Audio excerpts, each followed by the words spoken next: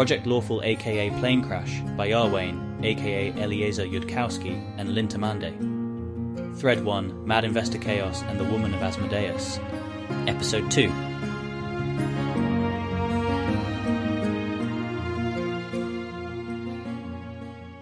Keltham, lawful chaotic.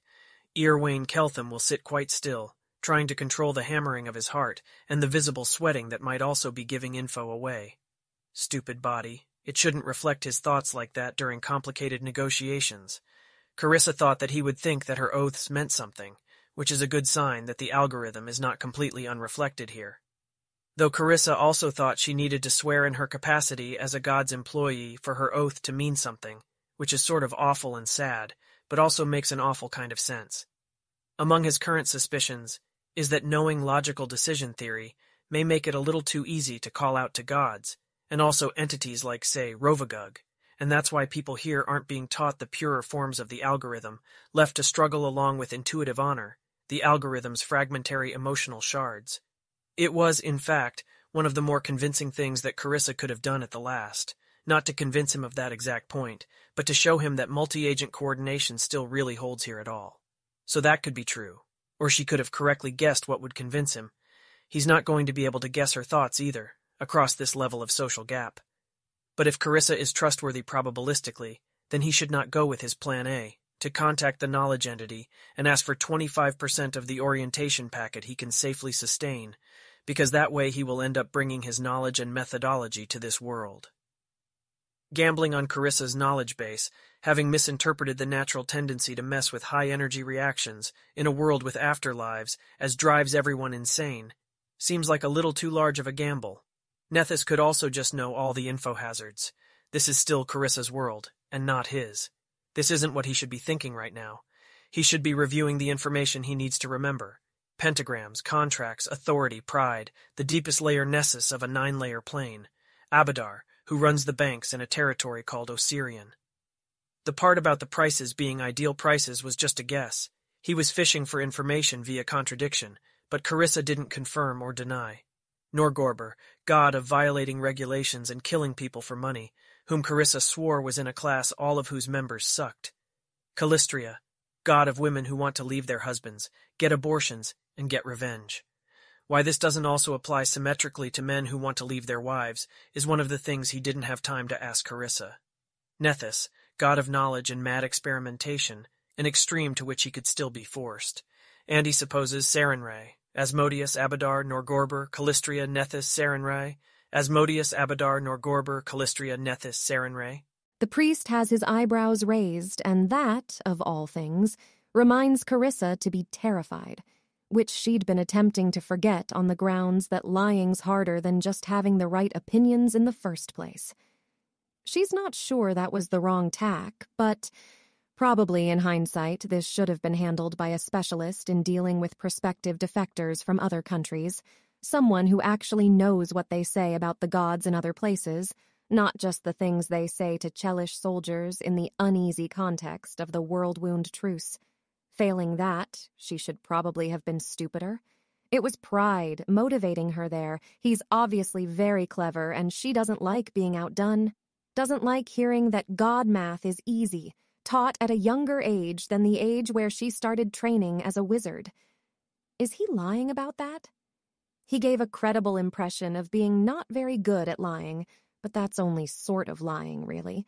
Claiming you were 12 when you studied topology instead of 20?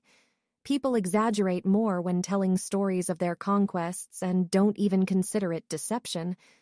If he's not lying about it, then how? There's a classroom full of children of a given age, as intelligent as Carissa in all Cheliacs, and it'd be logistically difficult to put them in one place. Maybe Steele can do that. He didn't mention being tracked for it. Maybe he was tracked for it and just didn't think it bore mention, but he mentioned that they checked for evil and thought he was somewhat there inclined, and surely no society checks for evil inclination and not for intelligence, which is much more obvious and easier to test for. Not impossible, she concludes, thinking about it if you have a good way of putting all the smartest children in your country in the same place. But he doesn't carry himself like someone who thinks he's one of the smartest people in his country, and no sane society would be discouraging its most intelligent people from having children. She's getting distracted. She should be composing her report for the priest, which should include these inferences and exclude the error analysis.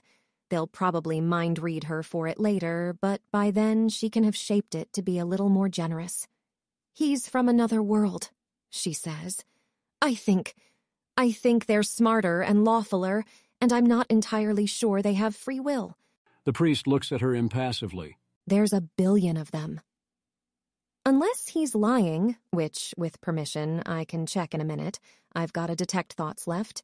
People who are not particularly notably smart have the prerequisites for wizard education covered when they're 12, not because they have wizardry or any reason to have treated it as an educational priority. He wants to try to reinvent his world's technology here. I think he can do it. I assume we want it done in Cheliax, and probably that means you want to take him back there tonight, because here there's nothing we can do if he talks to Iomedai and decides to walk out the door. I think he is probably going to. Plausibly going to try to talk to every god I mentioned. He had lots of questions about them. He has chaotic sympathies, and I'm not sure if he believed me. The chaotic gods are no good for this. And he was confused about why all the evil gods outside Asmodeus are so terrible. Because he is lacking the context that evil gods mostly hurt petitioners badly. I only had 50 minutes, and that always takes a really long time to explain to people in a way that doesn't send them running out the door screaming, so I judged it better to omit it. But he noticed that without that and without the context that heresy is prohibited in Cheliax, and without the context that it's recommended not to learn about other gods lest you get yourself in trouble, then it doesn't quite hold together, and I think he'll have a lot of questions for someone who knows more than I about defectors and how to explain those things. He said he wants to be so rich he can't keep track of how much money he has, and to have lots of beautiful women to have lots of children by, which I think was, well, obviously a normal motivation in its own right, but it was significantly about his country not thinking he was particularly valuable to it. I think you could get a lot of goodwill just by treating it as very obvious that we want 10,000 of him, which we might. Even if he's chaotically inclined, he gave a credible impression of not thinking people should commit crimes or overthrow governments, and he wouldn't choose Abaddon. "Did he like you?" the priest says. An obvious question. She's unprepared for it in the sense her thoughts hadn't gotten there yet, but not in the sense she feels at all surprised. I don't know, or I think yes, but possibly if you give him 20 pretty girls at that point, it'd be not particularly. "Your recommendation is that I get him to Cheliax tonight?" Yes. Somewhere, abundant in ways even a much richer world might not be abundant if they didn't have magic. "I'll talk to some people. Go read his mind." She does that? Asmodeus, Abadar, Norgorber, Calistria, Nethys, Sarenrae, Pentagram, Authority, Contracts, Pride, Banks, and Osirian, regulation violating and killing for money, women getting revenge on their husbands but somehow not the other way around, which like why the asymmetry, no he needs to memorize, not puzzle, knowledge and mad experimentation, good in everyone. And Carissa went out of her way to mention that Sarenrae had destroyed a city which, like, possibly reasons, especially if people go places when they die. But also implies maybe Carissa doesn't want Keltham talking to Sarenrae in particular, which mostly implies her trying to steer Keltham away from places that Keltham does not think he really wants to go. He does not know that Carissa and himself are in anywhere near the level of zero-sum destructive opposition, where do the thing Carissa least wants you to do is a recipe for anything except suicidal contact with eldritch, person-transforming entities he should not touch, except that he's just going to keep thinking this until he actually thinks it. It's profoundly unhelpful, and not at all the most important thing going on, but he's going to actually think it, just to get it over with. Once, when Keltham was a child, they placed him in an unreal situation, as children are sometimes placed. He saw a person in distress, seemingly lightly injured, but very lightly, for Dathilan does not wish to distress its children too much in the course of testing them. Just earlier that day also, seemingly by coincidence, Keltham had been told that a fine fun party awaited him, but only if he arrived exactly on time to depart with others. So Keltham went out of his way to find an adult, despite the party. But Keltham also made very sure that the adult promised to share with him the credit for helping this person, and told the injured person that he wanted to be paid for it, plus extra for missing his party. It's hardly terrible, even from an average Dath Ilani perspective, that is. If you're Keltham, it's not terrible at all. He didn't refuse to help, he just asked to be paid for it afterwards. Cities wouldn't exclude Keltham on that basis, if they could even access that information about him. Dath Ilan doesn't think him outcast like a murderer. It's just that there are a few places, besides just parenting and teaching, where pure unselfish good is a thing that humans ever do. One of them is the will to help others in distress. Dath Ilan has an image of what it wants to be. It wants to be the sort of person who hears about Abaddon and is suffused with a pure horror that Keltham does not, in fact, feel. He feels revolted and sad, but he does not feel the thing that others feel when they hear about true death, that would lead them to be able to contract with Iomede on the basis of that alone, and if strength of emotion counts for anything, channel however much power of a god that lets them channel, to tear one more soul out of Abaddon. That is what Dath Ilan wants to be when it grows up, and that is not what Keltham is. Dath Ilan does not want to be Keltham when it grows up. He's not outcast. He's not prohibited from having children, if that was even a thing outside of the last resort. Keltham just has to fund those children himself, if he wants them, because Dath Ilan is not particularly trying to grow up to be him. Or so they were very likely going to say to him on maturity, despite Keltham having otherwise gotten +0. 8 SD on intelligence, and that was that, and Keltham had made his own proud accommodations with it. Because people are what they are, and can only attain what they can in the course of being what they are, better, not by wishing they were somebody else. Keltham spoke to a confessor about his life's master plans, in case a confessor had anything unexpected to say, and the confessor formally predicted to Keltham that if he had his 144 children and screwed all the elite desirable women who hang out with elite male public goods producers to mutually prove their respective eliteness, Keltham would at the end still not feel happy, unless perhaps he'd gotten to know a few of his children much better. And Keltham had shrugged, and said that then perhaps he'd get to know a few children better. But in terms of overall life ambitions, Keltham can't think of anything with higher expected value to him, for he feels the way he feels. If he's not what Dath Ilan currently wants to be when it grows up, then that's not who he is. He can maybe prove to Dath Ilan that it was wrong about who civilization needs in order to grow. He cannot be other than what he is. But there's a god of there being potential for good in everyone. It's a stupid thought. He's never going to do it. And if he did, modifying his own utility function to fit in is not quite provably incoherent, because human beings are not starting out coherent, but it is still not the way, as the keepers would put it.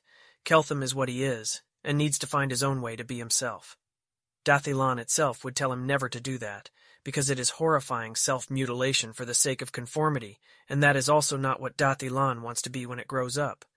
So he's not going to pray to Sarenrae, at all. Considering that explicitly leads him to realize that he is horrified by the prospect of changing himself according to an external criterion, and he knows that. Keltham likewise already understands, and acknowledges to himself, that he would not even be doing this for his own sake. It is just a stupid thought about how to fix something that somebody else said was not even wrong, but not the thing they most ideally wanted to see.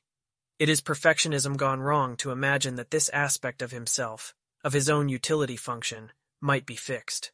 Most of what's really going on, probably, is that some part of him is curious what it would feel like to be more centrally Dath Ilani just once, and whether it would make him feel better in some way he's not seeing in advance. Well, above and beyond the pleasant sense of being more socially acceptable in principle, but that wouldn't actually be the result, that the real him feels something different temporarily. It would be the temporary cessation, and possibly the true suicide of the true Keltham, beneath the manipulators of some inhuman thing. Asmodeus, Abadar, Norgorber, Callistria, Nethys, Pentagram, authority, contracts, pride, banks and Osirian, regulation violating and killing for money, revenge and overturning of relative status, knowledge and mad experimentation. And before he tries any of those, he's going to try to figure out who his own god would be, the hypothetical god that would actually fit him, and call out to that hypothetical being, backed by explicit meditation on coherence theorems, to make him more a kind of thing that gods can see. Maybe there's a god like that, And if instead it calls in some entity that's new to Galarian, he'll know why they don't teach people here logical decision theory. Huh. Dath Ilan. Eowyn. Even at the level of surface thoughts, Keltham's mind moves from thought to thought in a way that is not within the variation of ordinary mortal minds on Galarian. Keltham's thoughts are explicitly labelled as meta, or object level.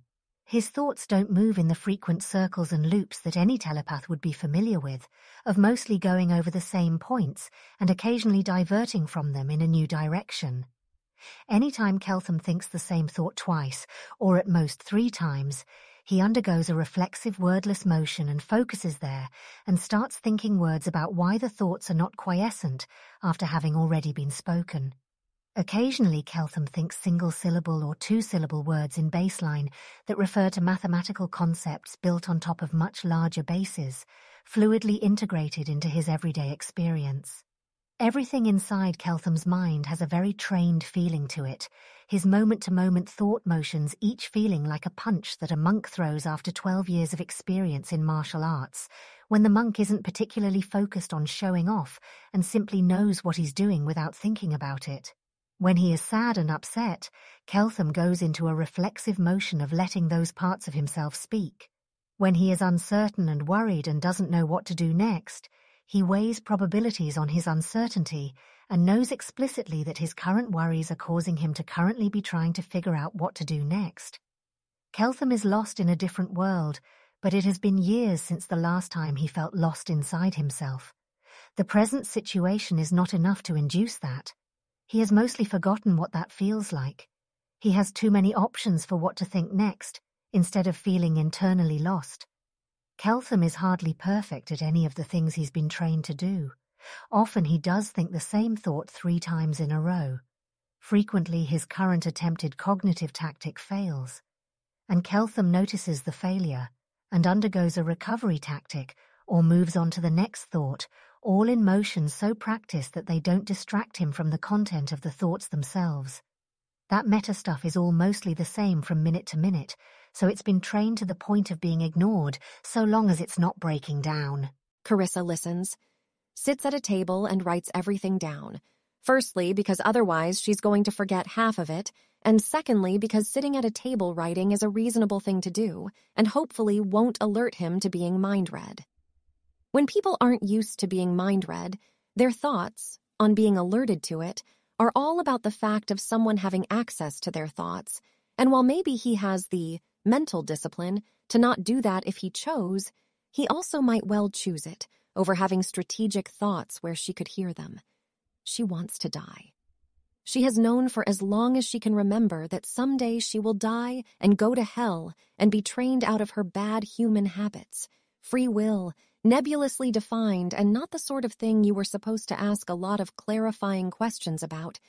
But it's suddenly clear, looking at his head, free will is the tendency for the mind to wander away from its goals, for the emotions to override thought processes instead of informing them, for the brain to be sticky, burst-driven, impulsive, animalistic. It was not a correct parse of the situation to guess that Keltham doesn't have free will. He's imperfect at the thing he's been trained to do. He's more like someone raised from babyhood by lawful outsiders or something. He might have free will, but he's never been around anyone who used it. And he's nearly perfect. She would not have guessed that a living person could be that, could have that. She has known that she would go to hell and become perfect, but she hasn't been impatient for it. She's impatient for it now. Set that aside. There's a lot to do first. There's another thing here which she's not going to unpack, but it goes on the list of reasons to ask someone important if she thinks she has enough bargaining power, which is that she has read a lot of minds and in general the meta process in all of them is directed at not thinking anything treasonous or thinking and then immediately rejecting and mentally apologizing for it. His society is going for lawful good, evidently, but they seem to have not instilled that instinct. He checks when his opinions are heretical to Dath Ilan, but he isn't scared when they are. Perhaps because it sounds like Dath Ilan, as a consequence probably of going for lawful good, uses a very light touch on heresy, though, of course, maybe Keltham would have vanished in the night and just doesn't know it. Perhaps his plane accident was in fact deliberate. She reads his intelligence at 18, maybe 19. Innately as smart as her or a bit smarter, and not particularly notable for his society must be terrifying. A tremendous asset to Asmodeus if he successfully claims them, and, well, Keltham thought they'd side with Iomede, immediately, instinctively, just out of horror at the destruction of souls. She needs to start thinking about how to explain the thing where hell hurts people without it seeming a conspicuous omission or an obvious deal-breaker if it ends up being decided that Keltham ought to know. She is acutely aware of her own meta-thoughts right now from all that poking at Keltham's, and they're scared. Because usually when she tries thinking about things like hell hurting, the correct thing to do is to steer her mind away, not pressure test counter-arguments. This is the kind of thing you ask a priest about. It's also the kind of thing where asking a priest gets you looked into as a potential dissident. She should wait and see whether in fact someone with greater teleport shows up here tonight to take Keltham to a comfortable place. If they do, then she has the measure of safety that Keltham might ask about her, and might be annoyed if she'd been arrested, and with higher likelihood annoyed if she'd been executed, and that they evidently value Keltham highly. She doesn't know that yet, so no thinking about that yet. If Cheliax were more Keltham-like, would that serve Asmodeus? It seems obviously so. Keltham's world is rich and lawful and selecting for good, but not necessarily so.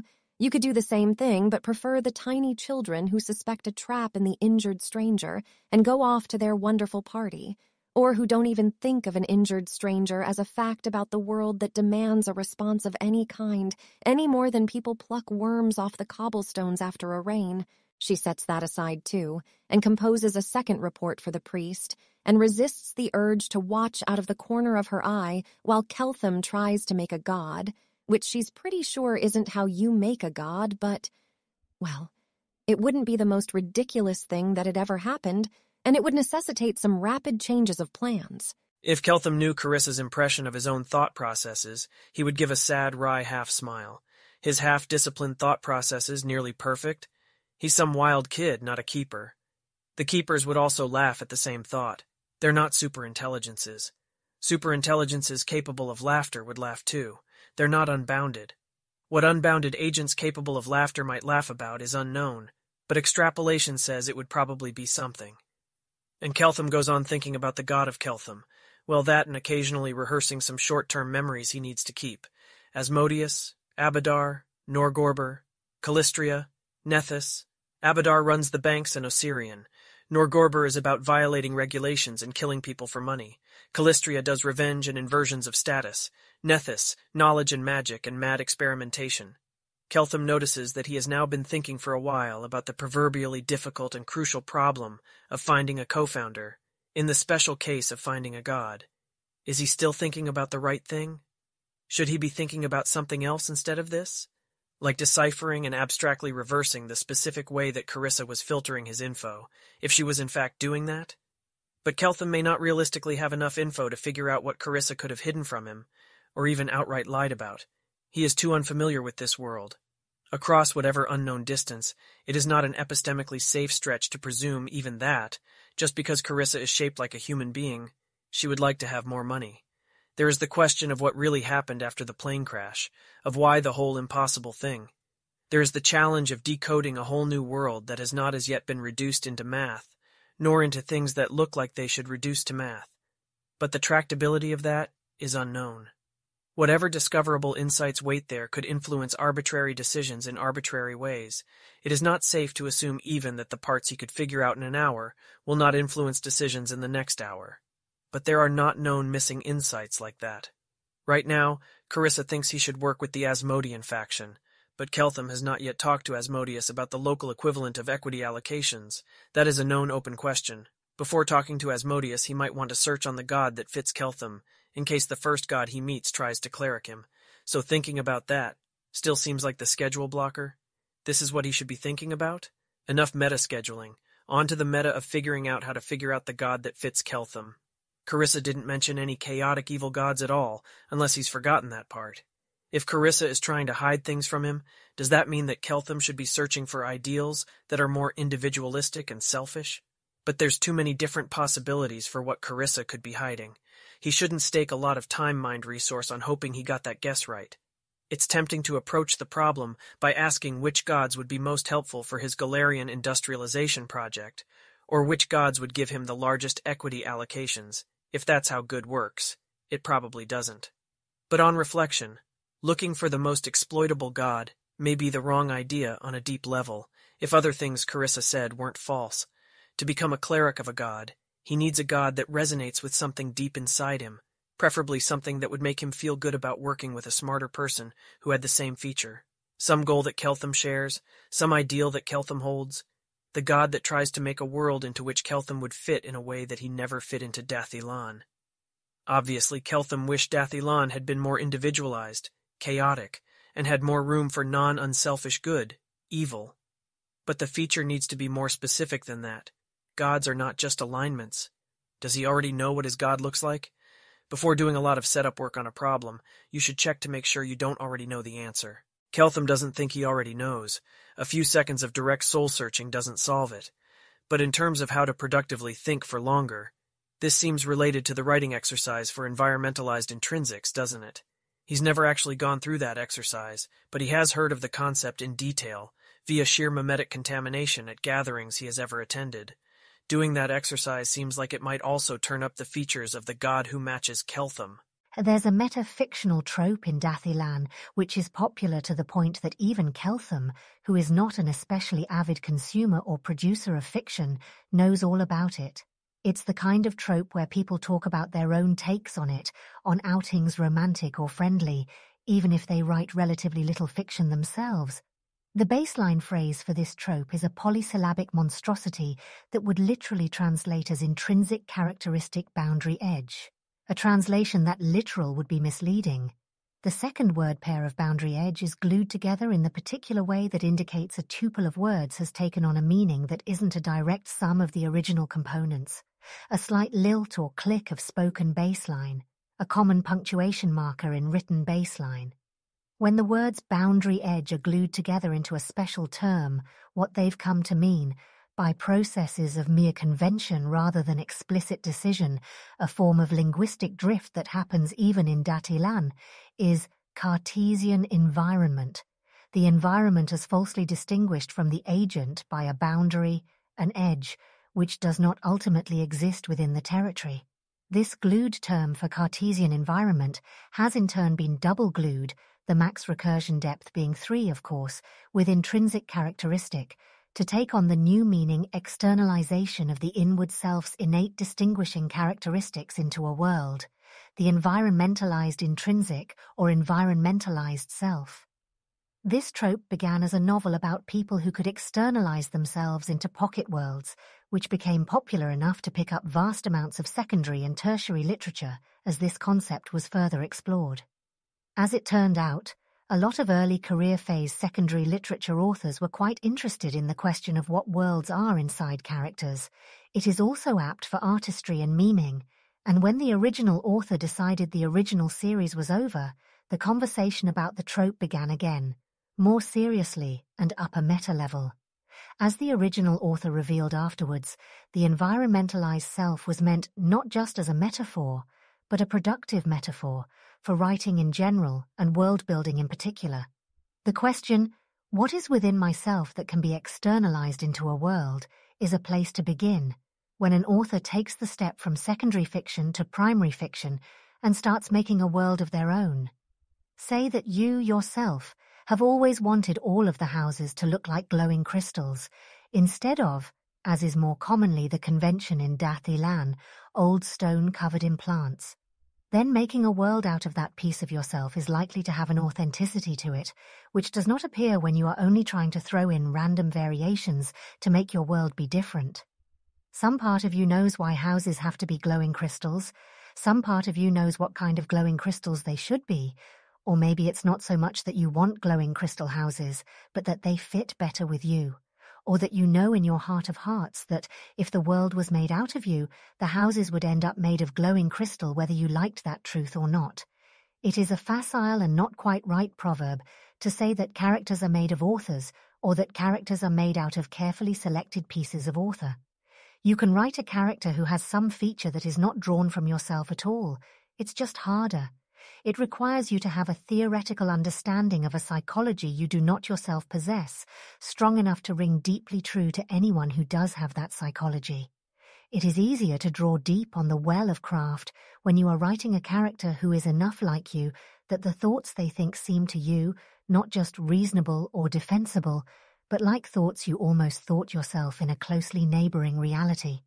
The further you go from that, the more likely you are to stumble and turn the character into a distant other who is not really animated by an inward spark that reflects and optimizes the same way you do.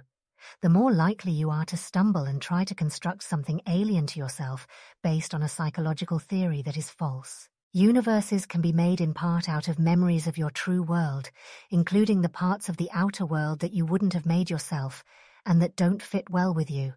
But built worlds can also be made out of you, and that's why the environmentalized self-trope spread as rapidly among authors as it did.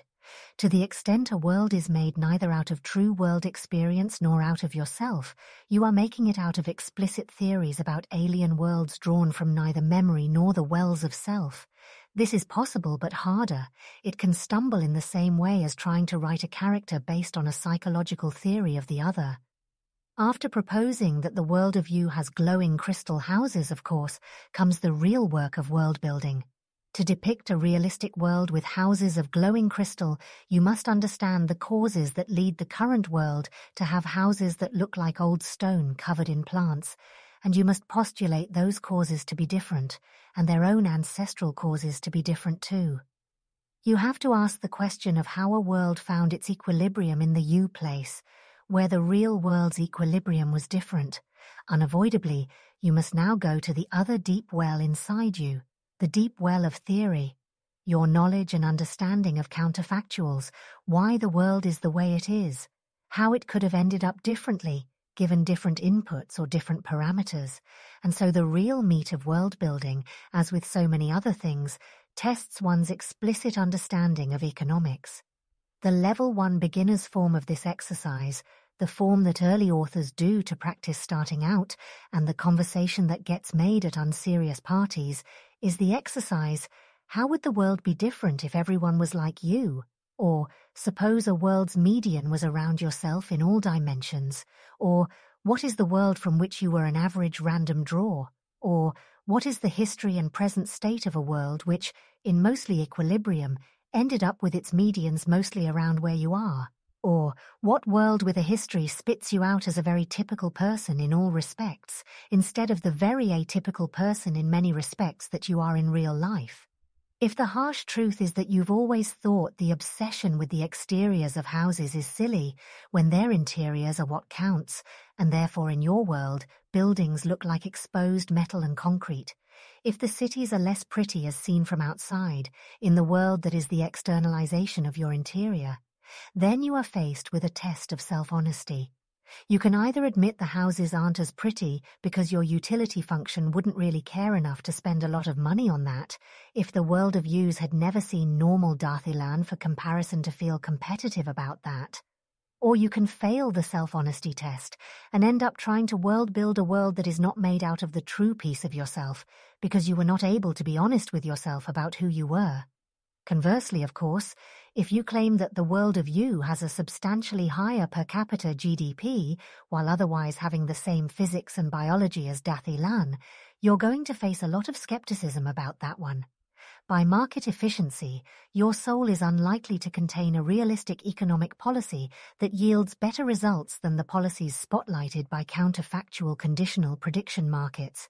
But that is a very obvious trap that any Dathilani sees as soon as they contemplate the exercise, even if they weren't explicitly warned against it. So you look within yourself for possible features of a world that would be or reflect you. Then you do further world building on that world's history to explain how it got that way and ended up in that mostly stable equilibrium. Then you write a few stories set there, to shake out the world, to make it more consistent, as you are forced to visualize it fully and make sure your axioms have a model. And then You have something to compare and contrast to your friend's own intrinsic environment worlds at parties. All this is the long background story behind why, when Keltham asks himself what god and domain would fit Keltham and be clericable for him, and doesn't immediately come up with an answer for that, he already knows an exact complicated thought process he can try to use to find an answer.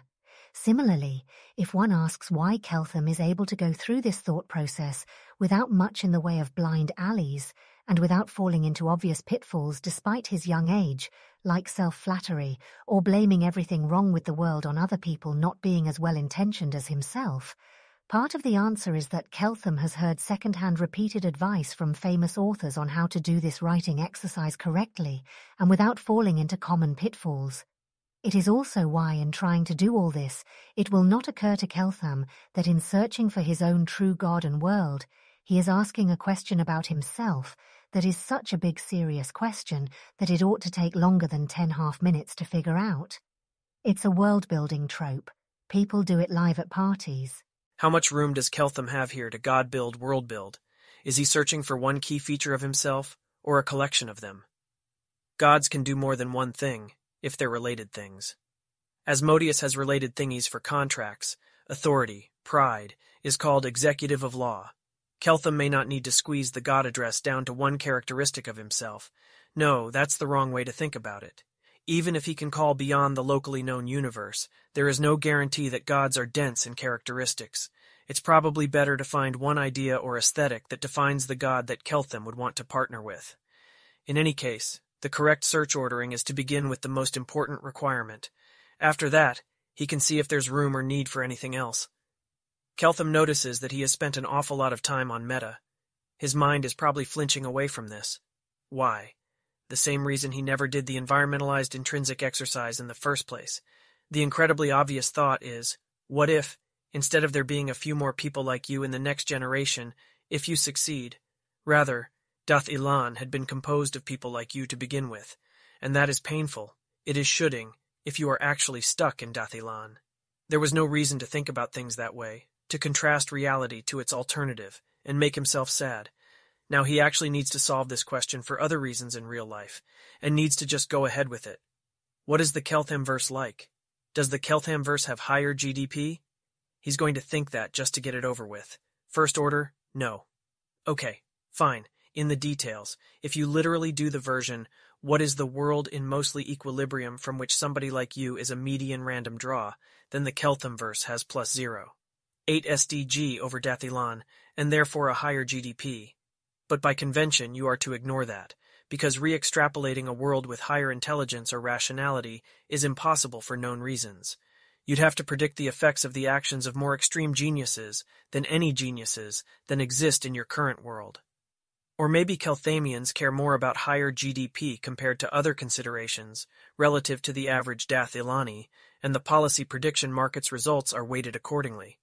But mostly there is no obvious reason the Keltham-verse has higher GDP in virtue of the people inside it, caring less selflessly. Is a Keltham even happier, in the Keltham-verse? Would he actually feel more like he belonged, if he'd grown up there and never seen Dath Ilan for comparison? Maybe a Keltham is a person who needs to feel unbelonging over something, and his neurotype would find some other oddity of himself to obsess over instead. Maybe everybody in the Keltham-verse feels like an outsider there, based on their own personal, least socially acceptable random variable. Keltham recognizes a thought of undue self-uncharity, whispering in its way under the guise of counteracting some bias you might have, and sets it aside. His self-model does not actually say this is how a Keltham works, and that is that. He has been taught to distrust himself a little, not infinitely, no more distrust than he has earned from himself, under his own accounts of his history. The alternative is a kind of inescapable madness and helplessness, and he's not into that. Does the Keltham-verse have fewer public goods because, in fact, the Kelthamians do not care quite as much? Because those who become rich find better paths to romantic success than producing public goods, since that is the pathway that Dath Ilan laid out for rich people to be romantically more successful, and the Keltham-verse would not have laid out the same path. Keltham's brain immediately wants to shout back that the Kelthamians would find their own way to produce the public goods that were actually needed, just as well as Dath Ilan. But this seems not necessarily true, especially if the Kelthamians never saw Dath Ilan and never felt competitive about doing at least that well. The fact that Keltham can no longer actually call a confessor is no excuse for his not doing the same mental operation of betting on what a confessor would tell him, just never again rolling an electronic D144 and actually phoning a confessor if the die comes up 0 to keep himself honest. Would a confessor, told this scenario, formally predict to Keltham that a Keltham would be unhappier in the Kelthamverse? Because he has been, in some sense, free riding on the nice environment that was created by those Dath Ilani whose outrage at Abaddon would be enough to make them clerics of Iomede. There's a common wisdom in Dath Ilan that even after spending 3% of GDP on generalized coordination enforcement, most of what makes a high-tech society like Dath Ilan actually work is that the people inside it have truly altruistic components of their utility function, that most people are not just being cooperative for instrumental reasons, that most people won't commit crimes even when they're pretty sure they won't get caught. The number of tiny opportunities for defecting and getting away with it every day is just too large to make it work if people don't actually care about other people. Dath Ilan is much closer to the multi-agent optimal boundary than it would be in the world with the same institutions, but genuinely actually selfish people. The crime reporting mechanisms are built for a world in which most people will take a minute to call the police if they see a violent stabbing in progress, and you don't have to pay people $5 to do that, and then worry that they'll set up violent stabbings to earn $5. The system is built to be resilient against rogue psychopaths, not against everybody being a psychopath. The police architecture is set up on the assumption that it might need to catch an individual bad police officer, not on the assumption that police collectively would just take your stuff as soon as they thought they could get away with keeping it. If a high-tech world could be put together out of entirely selfish people at all, it would probably require much more spending on explicit coordination to set up a system that could stably run factories, without them just being looted by every employee simultaneously, plus any police who showed up. Who even puts in the work to build the whole coordination structure in the first place, if they're not motivated by the good of civilization? Maybe perfectly selfish beings who were more coherent and crystalline in their thoughts would find their way to a multi-agent optimal boundary, kept in place by institutional structures, ruling out defection at every point. None of the crystalline minds would need to altruistically spend the time to negotiate institutions into existence, because all the crystalline minds would see the possibility simultaneously and choose it at the same time. Beings like humans, but who didn't care at all about others' welfare, wouldn't do that. They would not end up with factories, just roving individuals looting each other. So says the common wisdom of Dath Ilan. Keltham was in fact honestly shaken when he heard that the neutral evil afterlife was eating souls. He'd always questioned that common wisdom in the back of his mind, but apparently not. Apparently, if you're not explicitly lawful or explicitly chaotic, if you don't care about social structures either way, then what's left is simply selfishness, the way it might be materialized in an alien or a construct. The sense in which actually, all of society working depends on people being altruistic, because the incentives just aren't that perfect, and otherwise the whole structure of Dath Ilan would fall apart almost instantly. That's part of the justification that Dath Ilan could give, if Keltham tried to explicitly argue with it, for why heritage optimization should try to preserve explicit altruism in the utility function. It's a reason Dath Ilan might give, for why Keltham shouldn't have subsidized childcare, unless occasional people like him are valuable enough to society that he can pay for the childcare himself. So yeah, the neutral evil beings, just eating souls, yeah, that shook him. Because if that's where being a little more selfish leads, in the end, then Dath Ilan is right. But maybe that's still the voice of too little self-charity. Asmodeus, Abadar, Norgorber, Callistria, Nethys. Keltham did not abandon that lightly injured person that he passed upon the sidewalk, even as a child with his own frontal cortex less than fully formed. He wanted to be repaid, since the other person was capable of repaying him, but he didn't abandon them. A bird once flew into a window right in front of Keltham, when he was a child, and fell to the ground and didn't move, and he ran off crying to find his father. He didn't think about whether the bird could pay him back, because it obviously couldn't. If Keltham came across an injured child now, with a lot less money than himself, well, he'd help, but he'd feel a lot better about a world in which that civilization would repay him and not give him any second stupid glances about his having insisted on payment, because why is this child his problem in particular? But Keltham wouldn't ask the child to repay, and he'd cheerfully pay a proportional amount into public good funds to repay other people who helped children when it wasn't particularly their job. He's not a bad person, not by his own standards, and if he was, he could choose to do things differently and meet his own standards. If he's not completely incoherent under reflection, he ought to be able to reach into himself and imagine the world that's nice according to his own notions of niceness. The writing exercise for the environmentalized self is allowed to include ideals inside you, hopes inside you, not just realities inside you. The point of the writing exercise is that the feature is inside you, so some part of yourself knows how the feature should work, and it is not just an oddity added out of a vague wish to make your writing different. This isn't that writing exercise, but for purposes of calling the right God, nearby ideals may also be the way to go. If they are Keltham's own idealizations, that the real Keltham could at least come close to attaining on his own. So the Kelthamians of the Keltham verse are not selfish, not the way that whatever eats souls in Abaddon must be really actually selfish. Keltham doesn't think that he himself is flawed in that way. He does not think he is actually just plain selfish and picked up the rest through acculturation in Dath Ilan. And even if he's wrong and the real Keltham isn't that nice, fine. So what? He is envisioning a universe in which he is not exactly the median. Sue him. The Kelthamians of the Keltham verse, Keltham decides, do not have to go to fantastic lengths to enforce and punish and pay for coordination. They are not in a world where nobody actually cares about anybody else or has any honor. Kelthamians keep their promises always, whether or not anyone is watching. Kelthamians don't betray their business partners, whether or not anyone is watching. They don't qualify as good by Galarian's bizarre standards, because they are perfectly aware of how a positive reputation benefits them, and they are ready to exploit that, and would be very snippy about not getting their due for it. But they would also keep their promises in the dark, even if nobody ever knew. Keltham thinks that is actually true of himself, and even if he is wrong, and flatters himself too much, the corresponding God would be one he could work with. It is one of his ideals, and one that would be very close to him, even if in fact he doesn't have it already. And it's not the part Keltham needs to be thinking about, but he's going to think about it anyways, just to get it out of the way of the rest. It is actually true. It is not just him trying to stick it to Dath Ilan in his mind. It is actually true that a neurotypical Dath Ilani would feel less outside and alone in the Keltham verse than Keltham felt in Dath Ilan. Because nobody in the Keltham verse thinks it's a problem if you're more altruistic than the rest of the Keltham verse, so long as you still keep your business promises and don't murder people even in the dark, in all the forms of honor that keep Keltham verse society running and coordinated. They don't withdraw public support for your children's childcare if you're nicer than other people. The Keltham verse doesn't want to be Dath Ilan when it grows up, but it's fine with there being Dath Ilani inside it in the future. The Keltham verse has more of an expectation that people fund childcare individually or through individual philanthropy in the first place. They have much less of a collective future optimization thing going on. The Keltham verse doesn't have voter aggregates deciding on heritage optimization criteria for policy prediction markets resolving 20 and 50 and 100 years out.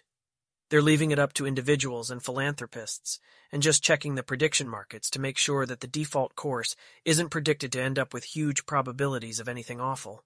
So long as the prediction markets don't predict catastrophe, they're fine letting the larger world go its own way. Maybe a Dath Ilani will feel sad that the entire world isn't as altruistic as they are, that only 5% of the population feels the same strength of feeling about the true deaths of strangers as themselves. But if so, the Kelthamians won't feel too sad for them, because a Kelthamian doesn't think you have the right to expect all of civilization to think the same way you do.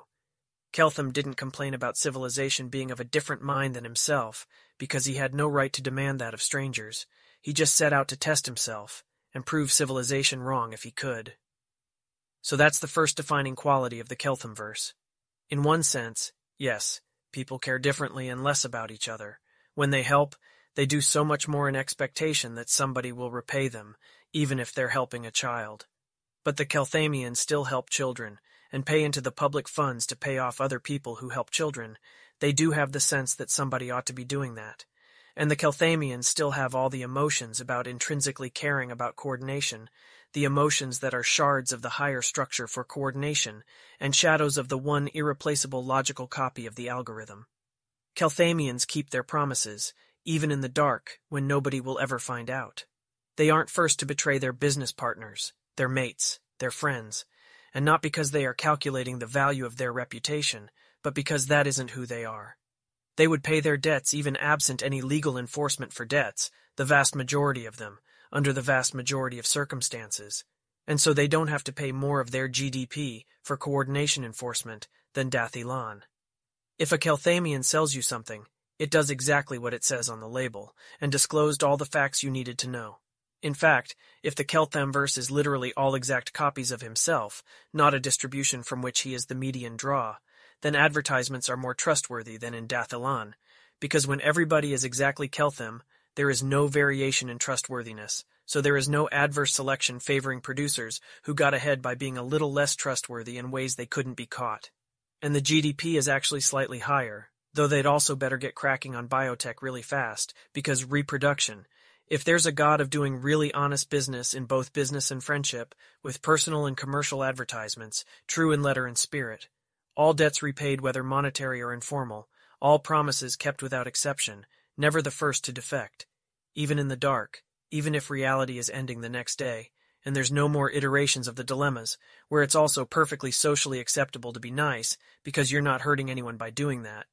But you don't just demand people be nice to lightly injured strangers, then look oddly at them when they want personal or public reimbursement, a god whose thingy is a little more selfish than Dathilan's, in one sense, but unselfishly utility function desiring the shards of higher coordination, in some more coherent but still ultimately bounded version of how humans have honor, and never defacing the algorithm.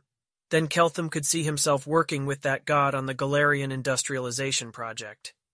Maybe even being its cleric, depending on the benefits. That, Keltham thinks, is the true meaning of chaos, if there's a chaotic evil god like that. Asmodeus, Abadar, Norgorber, Callistria, Nethys.